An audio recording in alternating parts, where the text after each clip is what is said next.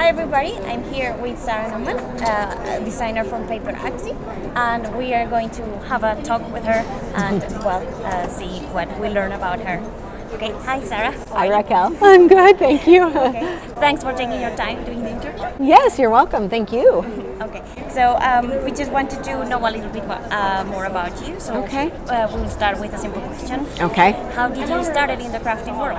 In the crafting world, well, I've been a crafter since I was a little girl. I remember making dolls out of like wooden clothespins, and I did a lot of drawing. I always did a lot of painting, and I guess you would call it mixed media now, but my mother probably would have called it something else, making a mess. But I've been a crafter and I guess an artistic type of person for a really long time. And then I got into the crafting industry right after university. I knew that I wanted to work for a publishing company, and there was a craft book publisher in Oregon, which is where I'm from. And they hired me as the receptionist. Oh, wow. And I started there when I was done with college, and then it was such a small company that I was able to work my way up through the levels of the company, and I worked there for 15 years, and I was in sales and marketing when I left there, and I decided to become a freelance designer because we moved from the US to Europe, so I wanted to be able to work on my own. Oh, that's right. Yeah, so it's been a long time. Yeah. So how did you start with Paperartsy then? Some of this stuff up here. I started with Paperartsy when we had just moved to Poland, and I was working as a freelance designer. I was writing magazine articles, and I had this huge collection of ephemera. So old postcards, postmarks, letters, all of the little bits and bobs that people like me and you end up collecting. And I thought, who could turn these into stamps? They would all be really cool stamps, and we could kind of give them another life. And I thought, oh, Paperartsy is a brand that I really loved, and I thought this would kind of fit with their vibe. It's a little bit quirky and different. So I sent a message to Leandra, and I was like, we've met at a show before, and maybe you'd be interested. And I thought I would just send her this stuff and she could do things with it. And she said, oh yeah, that's a great idea. Why don't you design some stamps and then let us know? And I was like, I don't know how to do that, but okay. So she pushed me, as she often does, outside my comfort zone, and I ended up designing stamps, which I really didn't have any business doing. I had no knowledge of what I was supposed to do, and so I ended up like hand collaging things, and it was such a fun process, and it worked, which is also important, and that's how I got started. So now I'm on stamp set number 43. Oh, so it was it's worked. Very good, very good. I love it. And sorry. So apart from Paperartsy, you mentioned that also you work in this other company. I know you've published some books as well. Yes. So which other companies have you worked with, and what sort of products you've released as well? Okay, well, I work with Wow Embossing, so we do embossing powders, and this winter I've just released my third trio with them. So the trio being they're all packaged together, 3 different colors of embossing powders.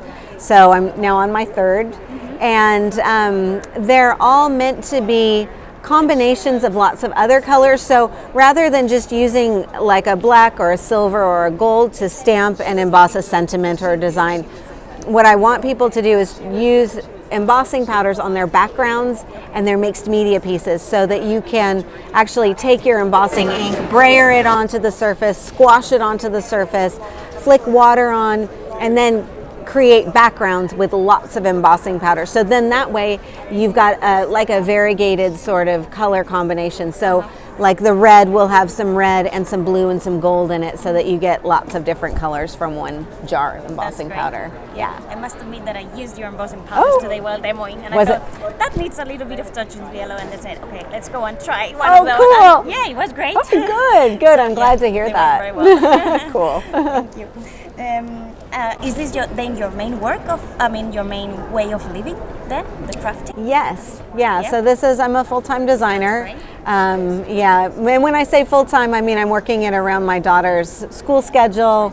She's almost 9 years old, so I'm fitting this in between the school run and volunteering in various community efforts and things like that. I work with the American Women's Group in Hamburg, Germany, so we do volunteer work and go to museum tours and do charitable works as well. So I'm also incorporating that in there too. So this is my career. Yeah, I've got a career in the craft industry, which is a lot of fun. Great. And since you mentioned that you were living in Poland and now in Germany, do you speak Polish and or? I can survive in Poland. I can get things, not very well. And any Polish person would probably fall over laughing at the way I pronounce things. It's a tricky language. It's a really hard one to learn. I'm studying German right now and learning every day. And it's interesting because learning another language and living in a country that's not your own, as you probably realize, you have to be creative in different ways because you still have to be able to communicate, even when sometimes, well, your English is perfect, so her English is perfect.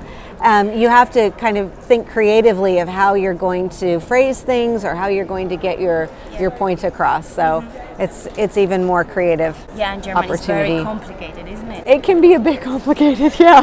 I think so. Good. So, do you have any other hobbies apart from crafting? I like to exercise. I go to the gym a lot. I like to walk. Walking is my main hobby, and when I'm walking, I'm always doing photography as I go. So I've tried running. I thought that would be a great way to get good exercise, and I found that I was still stopping and taking pictures or picking up things from the ground that I thought were interesting. Right? Yeah, so the running didn't work because I was stopping too much. So I'm keeping with walking, but I love to walk wherever I am. Raquel knows because we're walking back to our hotel every night. But that's one of my main hobbies that's how I not only relax and kind of zone out, but also to get inspiration visually and, with texture and things like that. And putting leaves in your pockets. And putting leaves and sticks in my pockets, And turns out into very nice stamps. Hopefully so, yeah. Okay, and then 2 more questions and then quick ones. Okay. So what's the happiest, funniest, or craziest moment that you've had in the crafting world? Any anecdote that you can think of? Oh my. I've done a lot of television, live television, demonstrating. And normally I'm prepared to the point of being sort of obnoxious about, I'm very paranoid about having all of my things ready to go, especially if the cameras are going to be on me. And so normally when I would go on live television, I would have everything little piles and ready to go. And I was demonstrating die cutting, and I die cut something and the die slipped and fell on the floor. And normally they have they call them magic hands, these people who sort of appear and find your things for you. And they were nowhere to be seen for whatever reason. Maybe they were off doing something else.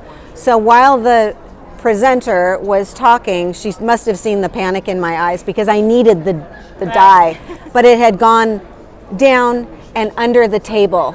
So while she was talking and the cameras were on her, I was actually on the ground pity-patting underneath the table for this die. Of course, it's one that's an inch big, but I had to have it. So that was probably one of those moments that when you pop up and you're sort of okay, it's all right.